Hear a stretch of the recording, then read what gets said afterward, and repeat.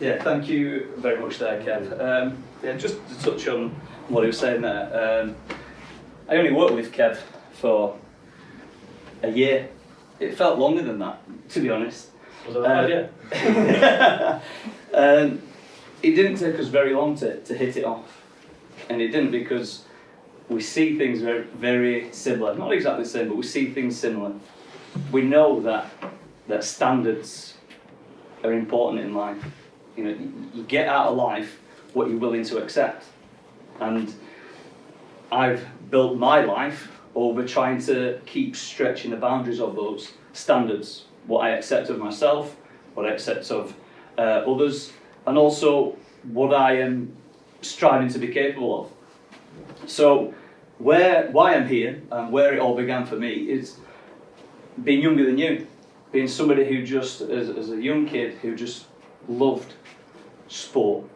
My main sport was football and athletics when I was at high school, and things didn't work out for me. You know, things for quite a few years, up until 14, getting towards the end of year 9, things were going quite well for me, certainly in terms of football. And then things changed. There's lots of different things going on in my personal life around that time, very challenging circumstances at home. And on top of that, I then came down with a really bad injury. And I didn't know it at the time, I didn't even put 2 and 2 together, and neither did the doctors. Essentially, I was born with my right foot. It was completely bent in at 90 degrees. So for the first months, couple of years of life, you see pictures of me just walking around with this foot like this. To stand up, I'd have to hold onto a desk, a chair or something, just because I couldn't carry the weight on that foot. That was what ultimately kind of brought an end to the aspirations that I had of striving to do something in football, because that, as I started to get bigger, older, that was creating biomechanical issues that took a long time to properly rectify. So all this started was just being a kid, a boy with a dream, and my actual dream was, and I can still see it clearly, my mum was full of all these weird and wonderful superstitions. And when she would, after we'd have a roast chicken, she'd pull out what was called a wishbone. There's this funny little Y-shaped bone at the back of a chicken. So if you ever have a roast chicken, look for it. And it's a superstition that she did with her mum, and so on and so forth. And we'd sit and we'd stand there after it, and we'd hold on it with a little finger, and she'd hold on it with a little finger. And we'd sit there making a wish. And then you pull it, and it breaks in half. And whoever got the thicker side, that wish kind of comes true. And every single time I did that, I was seeing the same thing. And I was imagining myself moving out to Italy. My hero, my idol, was a guy called Roberto Baggio. If you don't know him, and you have an interest in football, go and check him out. He was a guy in the 90s that was doing things that certainly no Italian footballer ever has done before, and probably ever will do since. He was a little like Messi in that respect. And bear in mind, Italy, their footballers were deemed as these defensive, robotic, kind of very strict, rigid ways of playing. But they had this guy who was different than everybody else, and he dared to be different. And I remember watching him in the Italian '90 World Cup. He came on as a sub against Czechoslovakia, Czechoslovakia, and he picks up this ball. Even as I'm saying it now, I can see him. Picks up the ball inside his own half, and he's just dancing around, moving in and out of people, and he gets up to the goalkeeper, and he just bends himself one way, and then just flips the ball over. And I saw that, and I was like, I want to do that. That's what I want to do. I want to be able to play football like that. And back in those days, I didn't have Sky Sports, but on Channel 4, we used to have, sure, Kev will remember, Italian football on a Saturday and Sunday morning. I couldn't wait for when Juventus were playing, because that's when he'd come on. And I would sit there just glued to this TV. How is this guy playing? how is he doing it? And I would just sit there watching it, trying to take anything from what he was doing and trying to immerse it into myself. So that's how I modelled myself trying to play football. This person who was fearless, who just picked up the ball and just went at people and ran at people. And I very quickly transitioned from somebody being okay at football to then start to get a decent reputation for myself. Well, I've been performed to a decent level. So I started to even believe in some of the hype. And as I said, it all went wrong. But as they say, as one door opens, or one door closes, another door opens. So I knew that any chance of football was gone. But something stayed inside of me, and it was this deep desire to understand how they do it. How is it that great athletes do what they do? And even my GCSE project at school as a kid, it was looking at that, and particularly at tennis, because I used to play a lot of tennis as well. And I would start studying tennis players. I used to get my mum to record Wimbledon, sticking the old VHS tape. You won't remember that. And my mum would record every day of Wimbledon, and I'd get home from school, and then I would go and watch all the British players, because I couldn't understand at that time why Britain, who's Great Britain, was supposed to be the greatest country on the planet, and we're supposed to have all these great athletes. Yet back in the 90s, we were hopeless at tennis, and for some reason as a kid, it just lit something. And it's like, why are we so bad? What's going on here? So I used to sit again and just come back, and I'd just make notes, reams and reams and reams of notes. What's this? This British person's just lost again. This one's lost. They were just, by the third round of Wimbledon back in the 90s, we'd start with 20 odd players, and by the third round there'd be none. Eventually Tim Henman kind of came on and started to change that a little bit. But even then I was looking for these nuggets. They didn't look very confident, they didn't look very motivated, they didn't look very fit. I was just anything that I could hang my hat on as to what they were doing. And this essentially stayed with me when I went to university. So I did a physical education and sports science degree. And I continued this because I started coaching tennis. I worked in the National Tennis Centre there, so I was very fortunate to be around lots of talented people like yourselves. We had some of the best national tennis players in that tennis centre. So they became part of my dissertation. And I wanted to look at why, as I said, why is it that we get talented athletes with all this ability and they have all this promise? Why is it that they can show all this potential and then not achieve it? So roughly the title was, what are the sociological barriers to being an elite tennis player? Is it that they dropouts, or are they burning out in some way? So I started interviewing these players, and there was a lad there who was number one. He was number one in Great Britain from the age of 12 up to 17. Unbelievable tennis player. He was ranked in the top 20 in the world as a junior. He beat a guy who went on to, after that, a guy called Andy Roddick, who won major opens. He won the US Open, he got to the Wimbledon final countless times. He won, I think, at least 3 majors. And there was a lad from Britain, over Scarborough way, who beat him, ranked in the top 20 in the world. And essentially he got shipped up to this regional tennis centre where I was working at in Leeds, and because he pretty much got kicked out of the LTA programme. The LTA had enough. As a junior, he got to the junior Wimbledon final in doubles. He and his mate, in the semi-finals, they knocked out the number 1 seeds. He and his friend weren't even seeded, even though he was number 1 in the world. That was in singles, but he wasn't ranked that high in doubles. And he got to the semi-final, and they played these number 1 ranked players, and they went and beat them. So that was the semi-final. The final was the next day.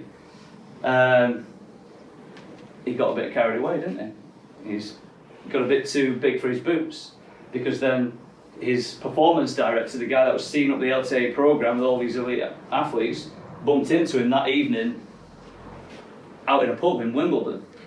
He was like 17 at the time, just knocked out the number one ranked players in the world at that time as a junior, and then he's out getting bedded up. So his coach saw him, and that was pretty much it. Turned up the next day, they obviously lost the final. They couldn't figure out why this young lad who had all this potential just couldn't commit to what he needed to do. So he became a really interesting part of my study.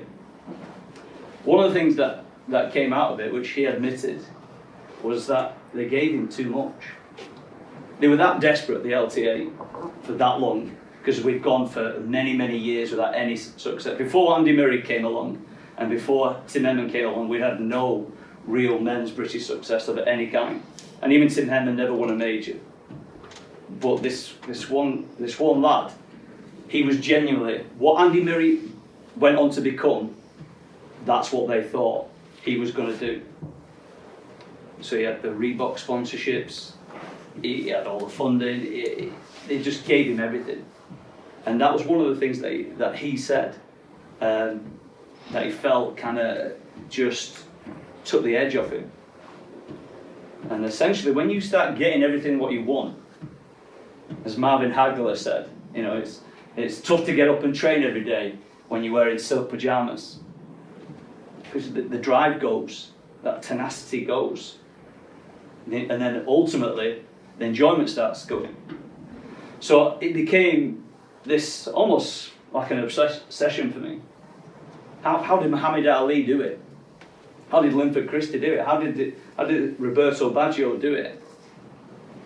How did Daley Thompson do it? These were my heroes growing up.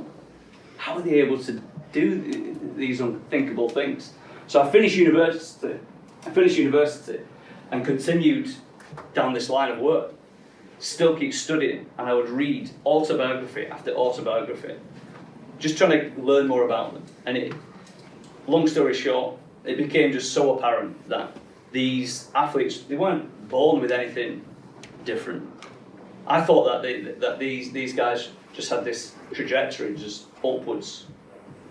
They were just that good from that early that it became easy for them. And even just reading the autobiographies, it was very, very clear that that wasn't the case. They would fail, they would get things wrong, they would come close, you know, to not achieving anything like what they nearly achieved, or what they did achieve, sorry. But they was able to flick something out.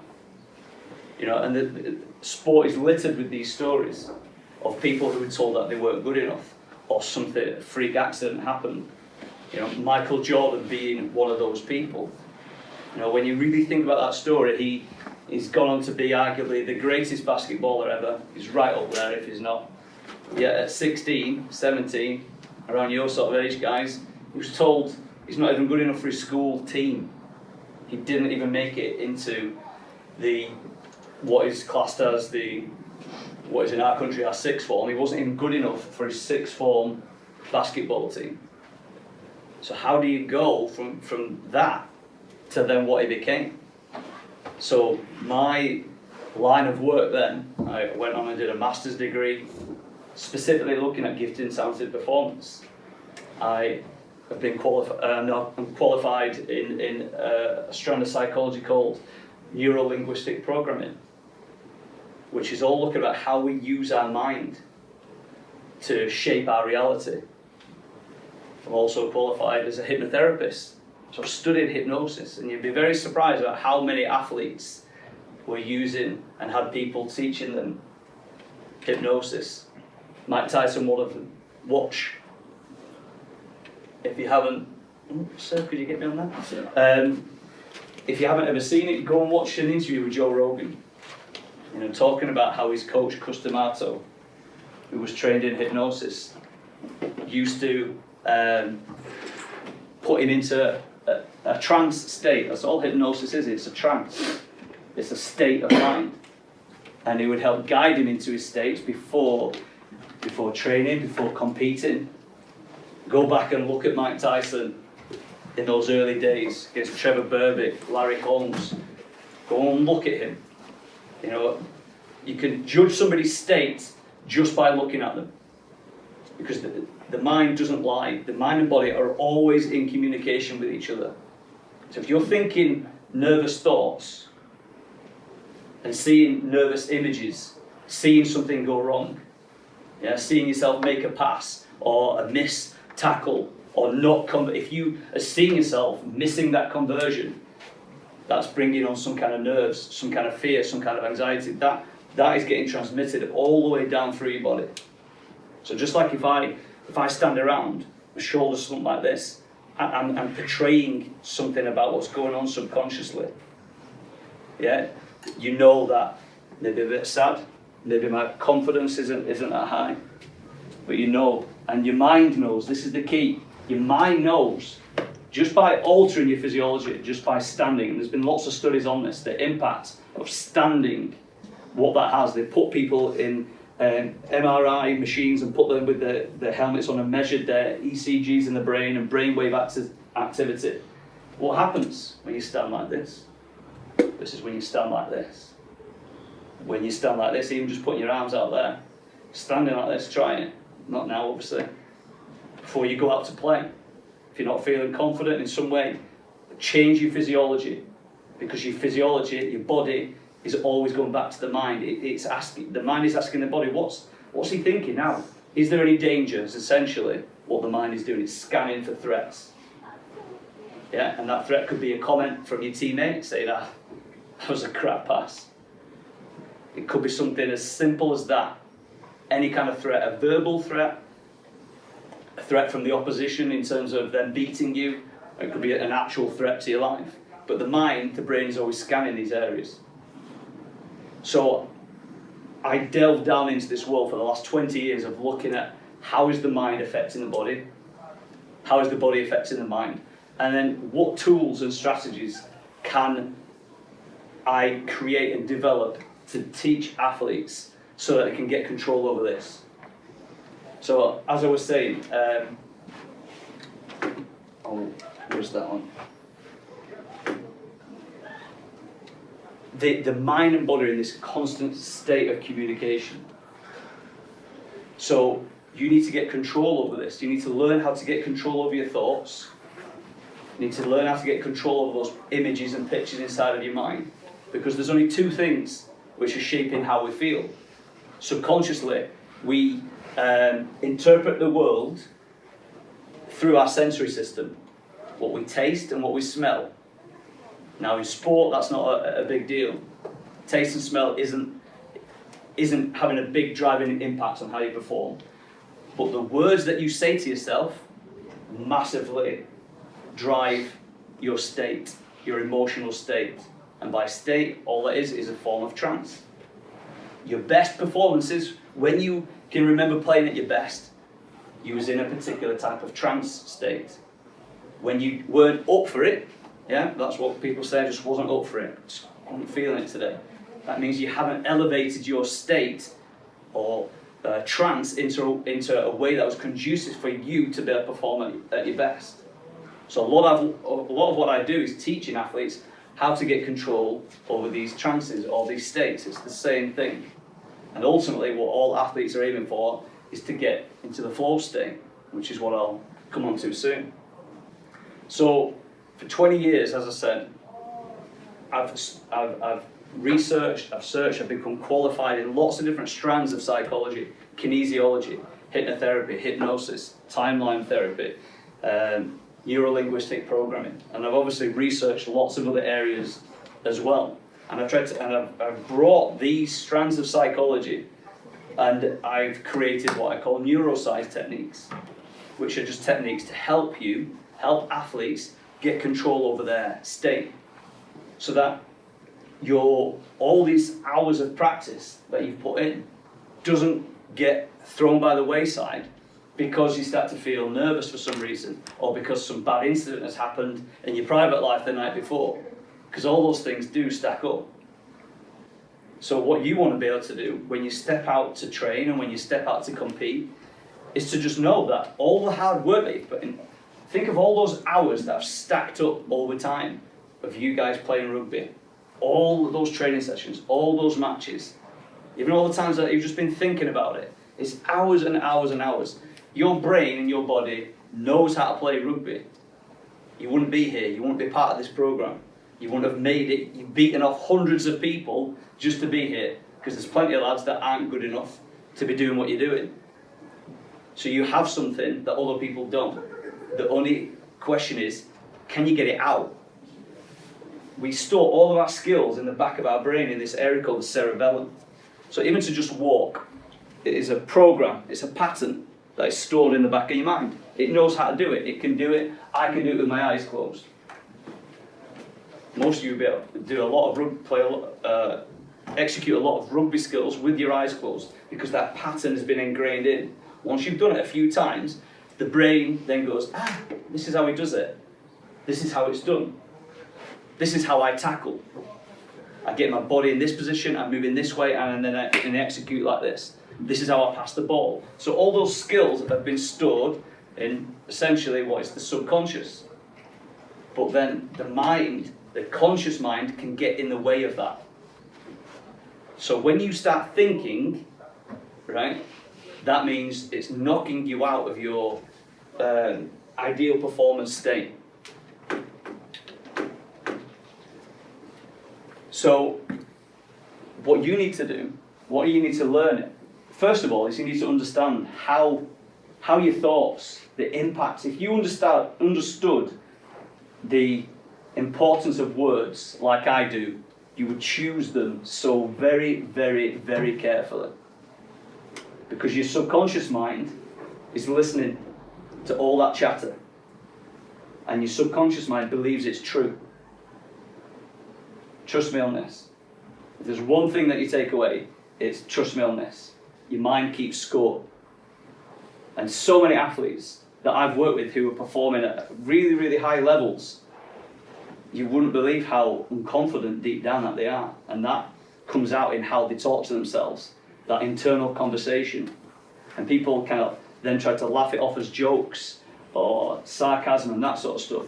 But just like when you're 4 years of age, if you said something to a 4-year-old boy or girl, we know what sarcasm is. A 4-year-old boy or girl doesn't. They will take it very literally.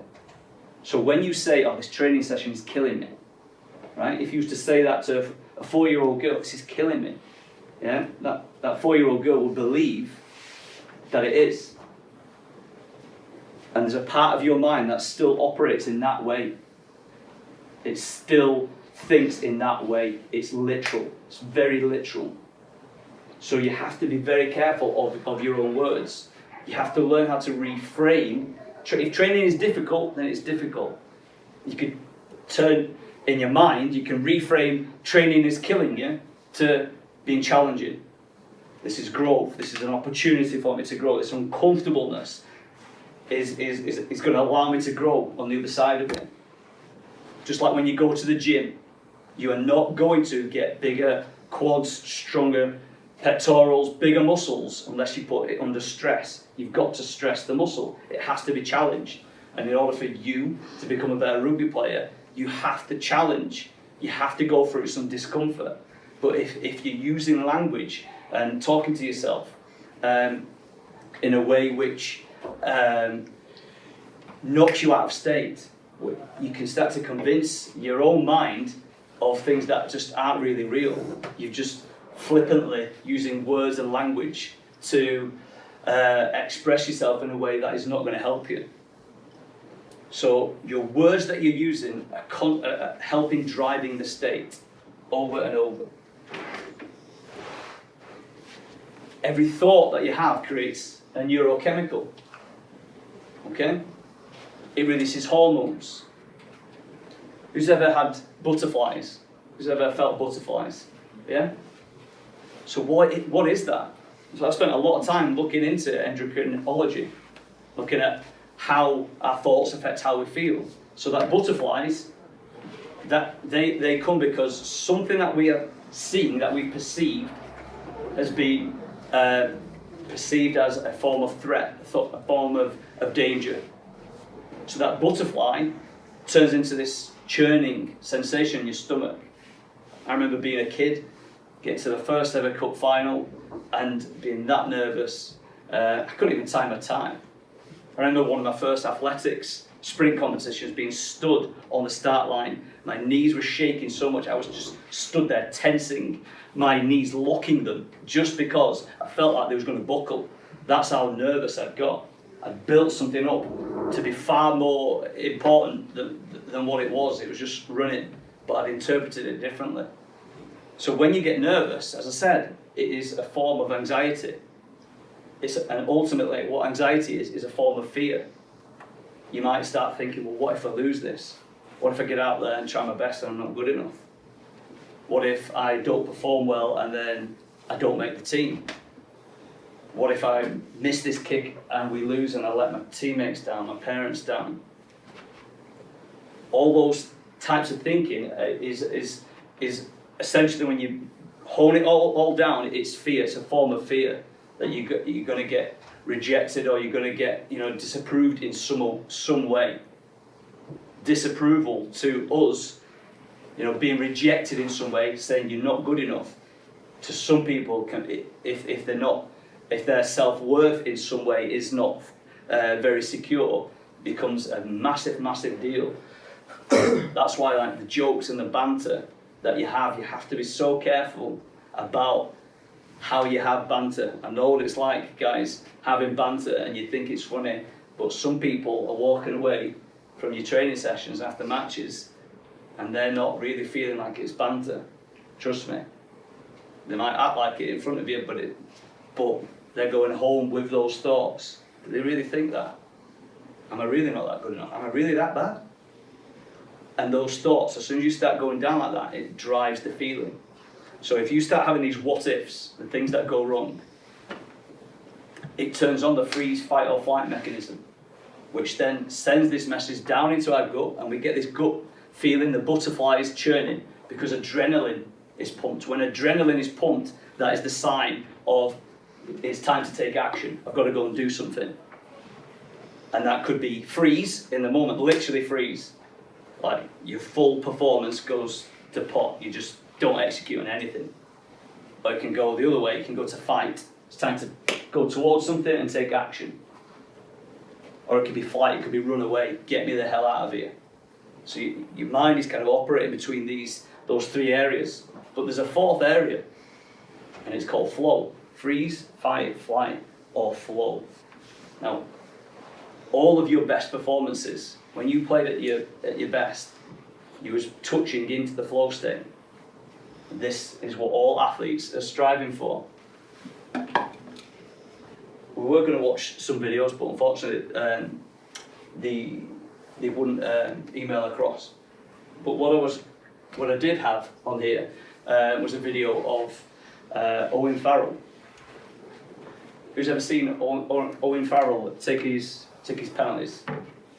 Yeah? What does he do? Stand straight, and he always imagines, like, in the crowd, someone's holding something and he aims for it. But he stands, gets ready, and then takes 3 deep breaths and then goes. Yeah. What else does he do? What does he do with his head? Keeps going like that. He's there, isn't he? When you're listening talk, I don't know if somebody's trained him to do that, or if it's something that is naturally learned. And sometimes people aren't.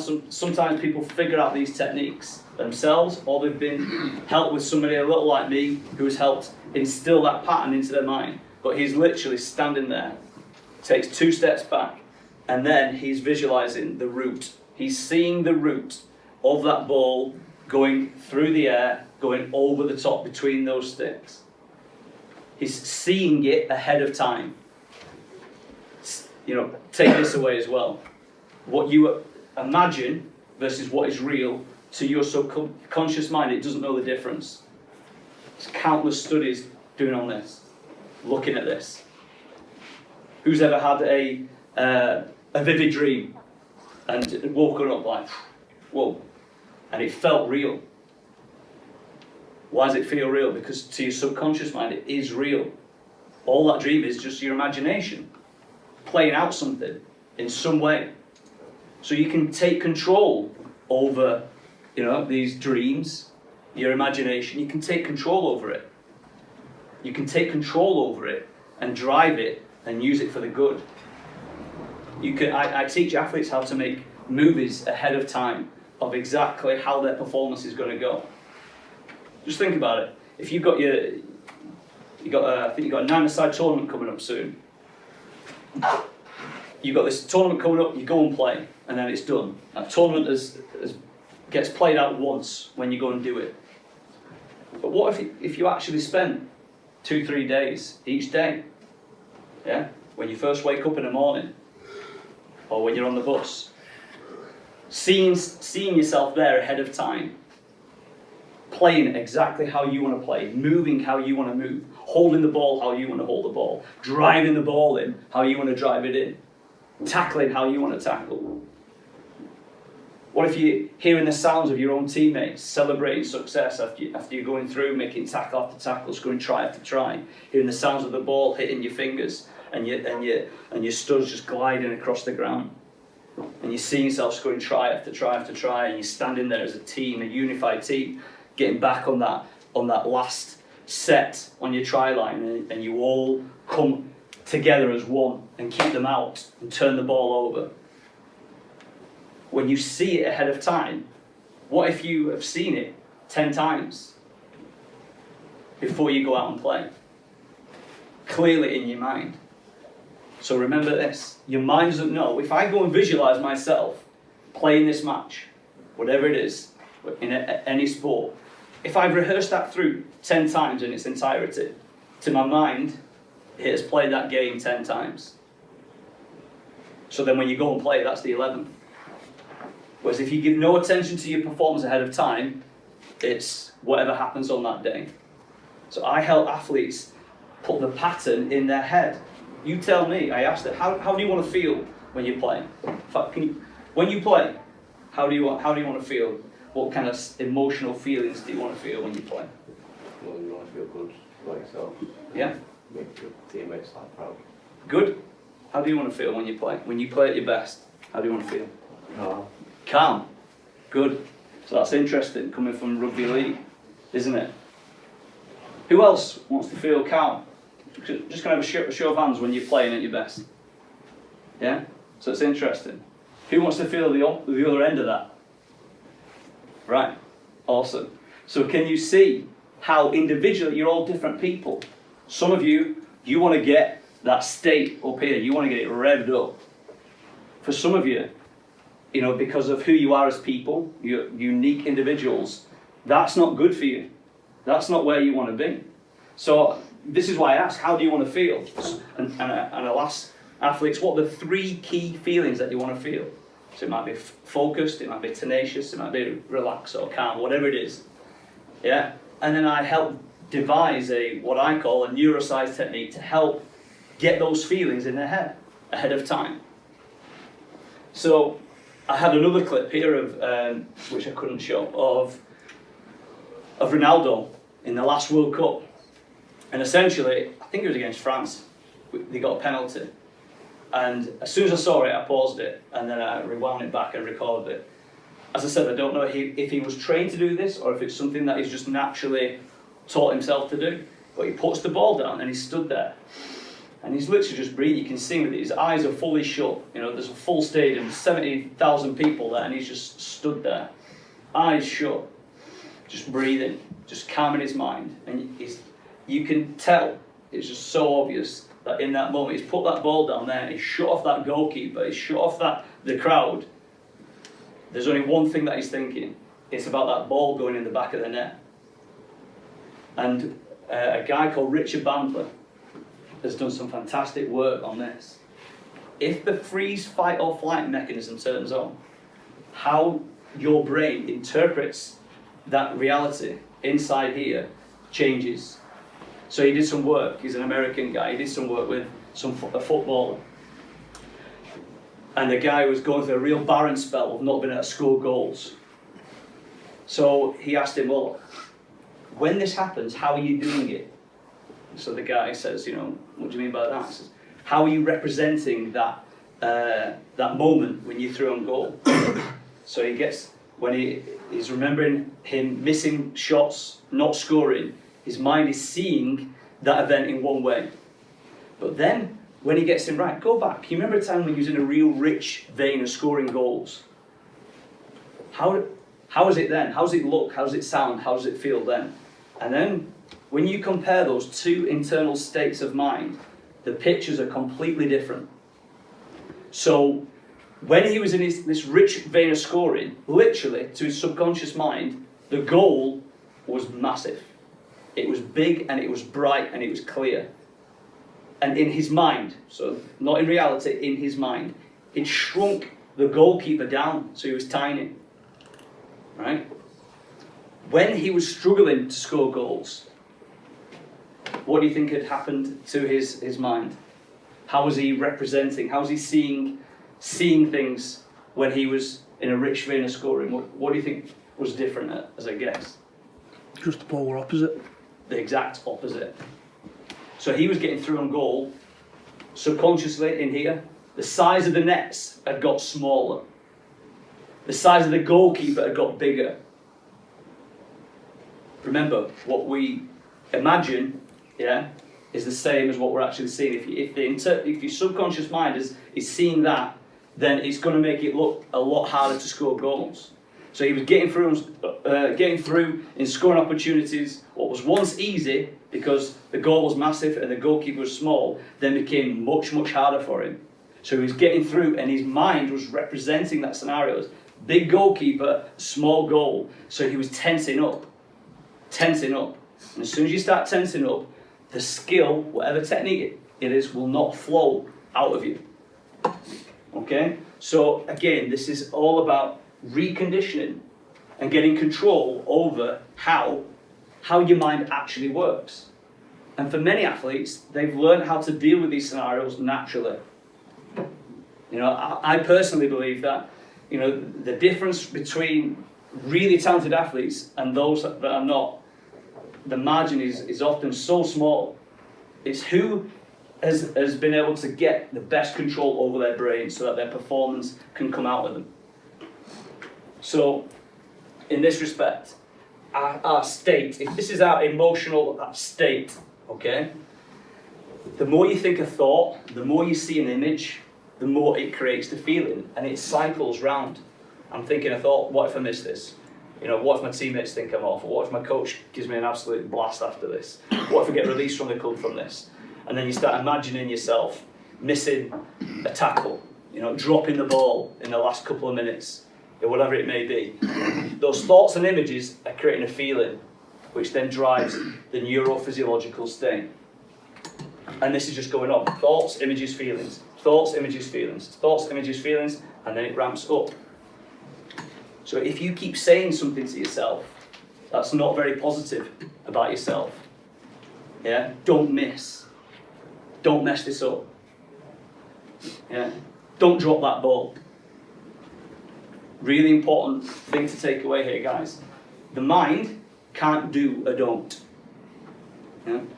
Don't think of a blue elephant with a nice big long nose and a honking sound right now with big ears. Some of you will have seen that image, even though I'm saying not to imagine it and see it.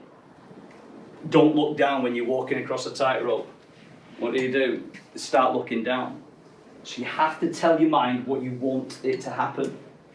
Exactly. Give it the instruction. You are the authority of your own mind and body. And you've got to learn how to take control over it. So give it the thoughts. So make sure that your thoughts that you're telling yourself are positive ones. I'm going to feel strong out there today. This ball is going to stick like glue in my hands every time it comes in.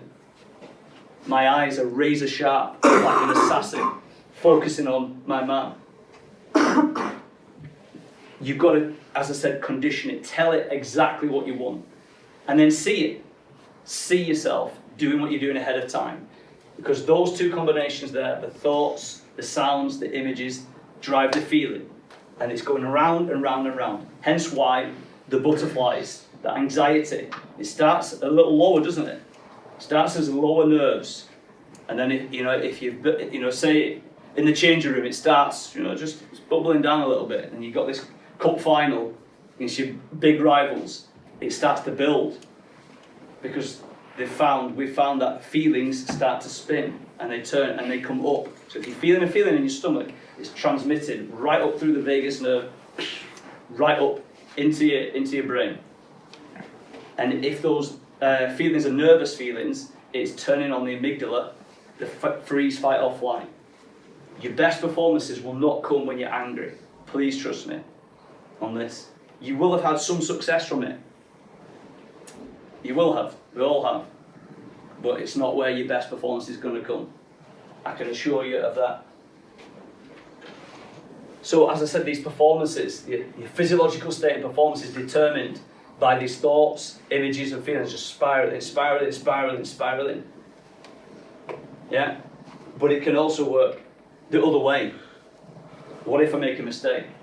What if I lose? What if I get cut from this program? What if my teammates have a go at me? What if I'm not good enough? What if? The thoughts come in and it can bring you down. And that's turning on anxiety, it's turning on that freeze, fight or flight. So what you're looking for is this sweet spot. Let's see if his name comes on. This guy here, can't really pronounce his name, Mihail Csikszentmihalyi. He did a lot of work in the 80s and 90s about the flow state and what that is like. So essentially you're trying to, in your preparation for your training, in your preparation for your matching, you're trying to condition your mind ahead of time. Think what you want to happen. Tell yourself, this is what I'm going to do, this is how I'm going to feel, this is what it's going to look like, this is what it's going to sound like. This is exactly what is going to happen today. But you also need to have the flexibility of knowing, this is the key, that it will never go exactly, ever. Nothing ever will go exactly how you want it to go. There's going to be moments because your opposition are trying to do the same thing. So just give yourself a break on that. You're going to make an error every now and then. Do you hold on to that? So many athletes who I've worked with, that's a big problem. They make a mistake and for 10, 15 minutes it's still there in their head. Why did I do that? How did I do that? And they're still visualising it going wrong. The next thing you know, another pass comes in rugby and you spill another one because you're still thinking about what happened 10 minutes ago. You've got to white it out of your mind. You've got to let it go. In that moment, it's not time to think. Do your thinking afterwards. Okay, so ahead of time, create your mind movie of what it is that you want to see, hear, and feel. So I'll come back to this in one second. I'd just like you to all do a quick thought experiment. Can you just remember one of your best ever matches, one of your individual best performances? Just do me a favour, just close your eyes because it'll come to you easy. You just remember one of your best ever performances. What did it look like? What can you hear in this moment? How does it feel? How are you moving your body? What's your chest and head position like? What can you see? What can you hear? Can you hear your own voice? Can you hear no voice? Can you hear the sounds of the ball coming into your hand? That crunching sound as you're driving the ball in. Just become attuned to what this is like for you. Just keep seeing it and hearing it and feeling it. And even now, just as you're back here, now, in this moment, you're back there. Your mind does not know the difference. It's real. Just open your eyes, just clear your mind. Some people just describe to me, give me some words. How was it when you was playing at your best in that performance? Yeah? Just like clear-minded, Clear. nothing, and just confident, and just do it like that. Yeah. Was there many thoughts there? Now, like when anything happens good, like everything just goes silent, and then I'm just doing it, and I'm just Yeah. like, Awesome. Anybody else? Could somebody else give me some words? Yes? What inner trust in yourself in what you're doing? It's one of my keys. I have 8 fundamentals. You've got the tingles going inside myself. Trust. How many hours have you played? Have you spent on this game? This, what seems to the outside world, this random thing where you're running around on a cow field, kicking some pig's bladder, as it used to be back in the day. It brings us so much joy. You trust. Some other words? Yeah? It's like a second nature, you're not concentrating on what you're doing, it's just the next thing. Exactly. Thank you very much for being so honest there. So these are some of the things that's come out about the flow state. Relaxed, focus. A big one is time. Time changes internally when you're in the flow state. You would have got a sense of it then, if you was really in tune to it, that it might have felt a bit slower than normal, or faster. Yeah? That means that you're just in this relaxed state of focus. Somebody said about clear. It was clear, it was calm, bright. Yeah? Very little thinking. Very little thinking is going on. Because as soon as you think, where is it? I missed it, haven't I? Yeah. As soon as you think, it turns on the prefrontal cortex. And that opens the door to doubt. Thinking is analytical. Player 1, as I call it, is the conscious mind. What you're telling yourself to do. And there's this battle often. If you're not performing how you want to perform, then there's some kind of battle going on between player 1, the conscious self, and player 2, the subconscious self. And when you perform at your best, this prefrontal cortex here, it's turned off. It's gone away. And it just lets. So at the back of the mind here, all of your rugby skills, how to pass, how to run, how to play the ball, how to do your different moves, your sets that you've got, they're all stored here.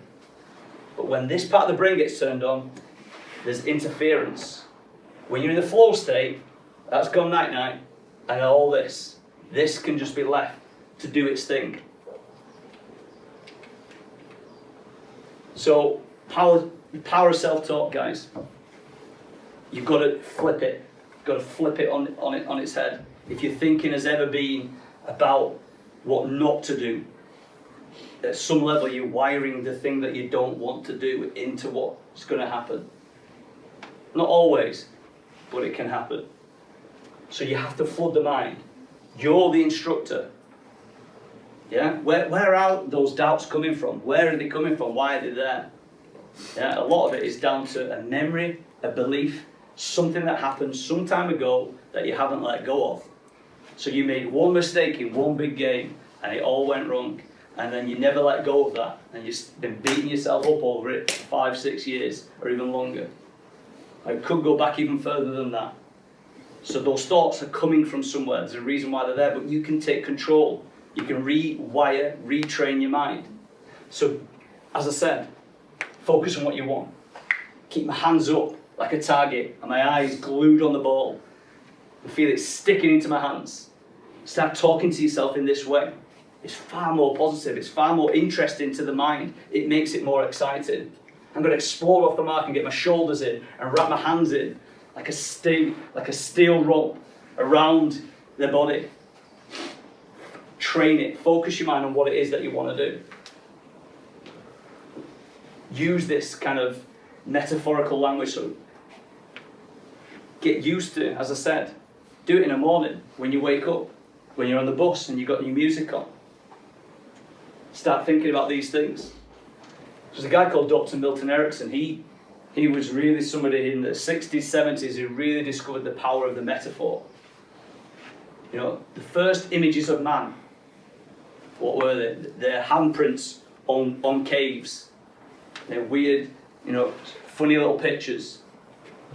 Because the pictures paint, it's the story. There's that old phrase, a picture paints 1,000 words. The mind works off pictures, off images. Because when we go back prehistorically, we couldn't always speak. We couldn't speak, so language didn't used to exist thousands of years ago. We might have had some grunts and some noises. So the only way our brains could interpret it, what was going on, was to make some kind of image of it. And then these cavemen started to paint the images of what they were seeing in the mind.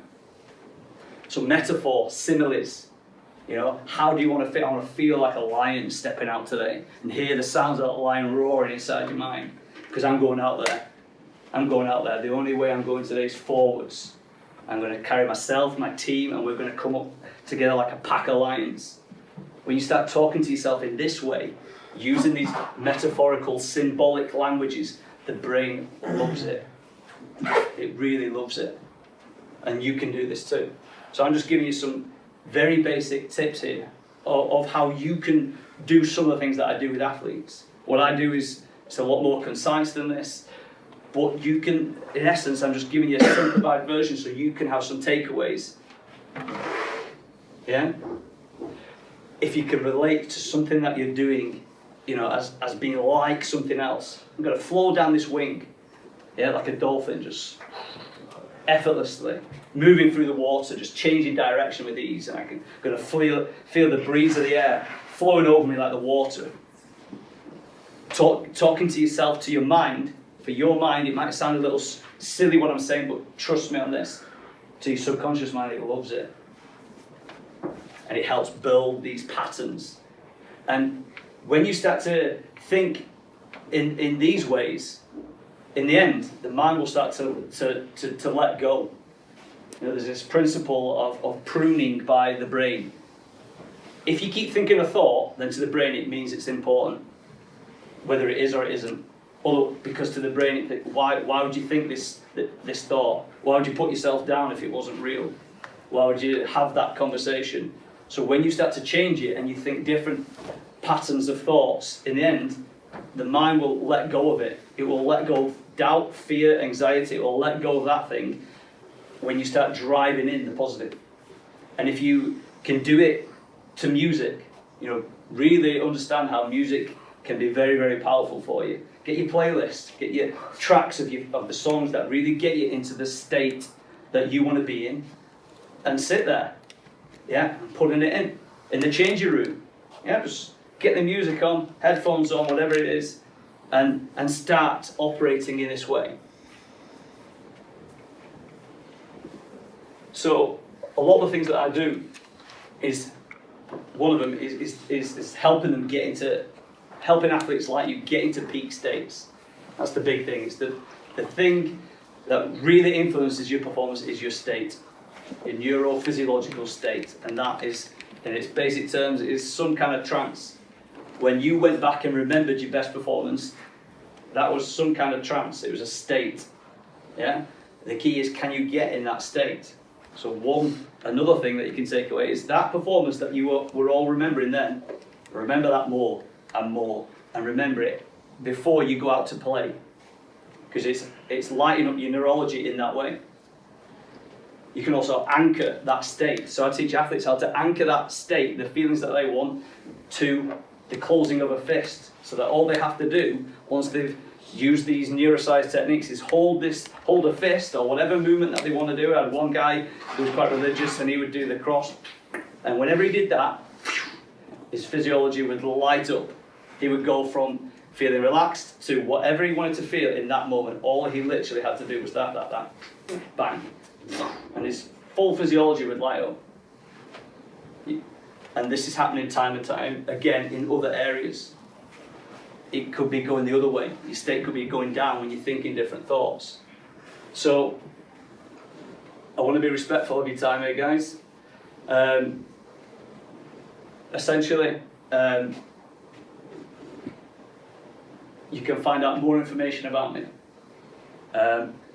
If you'd like to do some other sessions with me, if the guys would like me to come back in and do something more specifically, I'm mainly just been giving you an understanding of what's going on. But I have a website, The Science of Excellence. You can find out information on there. My email, phone, I've got a YouTube channel, Instagram. I started a podcast called The Inner Game, where I interview some of the athletes who I've worked with, some athletes who I haven't. Got a rugby league lad coming on in the next few weeks, who's at Huddersfield Giants, who you might be interested in. Really top guy. And I've started the podcast because I wanted athletes to come on and talk about the internal challenges that they face. You know, you humans. I've heard Paul Pogba come out recently, Rashford recently, you know, talking about how they struggle with their mental health. And yet people think just because they're footballers that they shouldn't struggle. We're all human, guys. Yeah? Life gets in the way sometimes, and if you don't have the tools to get yourself back on track, this stuff can go on for a long time. So a lot of what I do is about helping people let go of what was holding them back and getting them into positive states of mind. But I've got useful information on my website. I've even got some videos that you can even go on there, giving you people tips on how to develop confidence, how to get into state, various other things. So you can find out some tips and tricks on there as well. But more than anything, I just want to also thank you for listening so intuitively to what I've had to say here today. And I can tell that there's a fair few of you taking on board what I've been saying here. So the two key takeaways: tell your mind and body exactly what you want to see, what you want to hear, and what you want to feel. Get used to doing this, and your performance will start changing. Consistency, you will start to be more consistent. That is the key. Create your movie ahead of time. Create your own YouTube movie. Imagine if somebody was to create a YouTube reel of you performing at your absolute best, what would it look like? How would you see if it was beaming out on here now and it was you individually and collectively playing at your absolute best? You all have different roles, whether you're, your props, the scrum halves, the hookers, the wingers, the fullback. You've all got slightly different roles. How are you, for you in that position, how are you going to play? Create it ahead of time.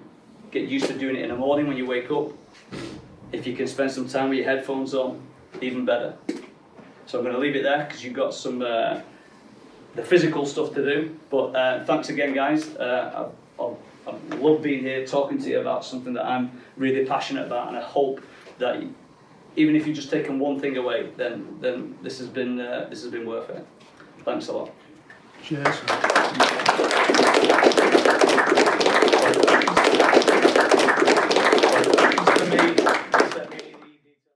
Brought to you by the Science of Excellence.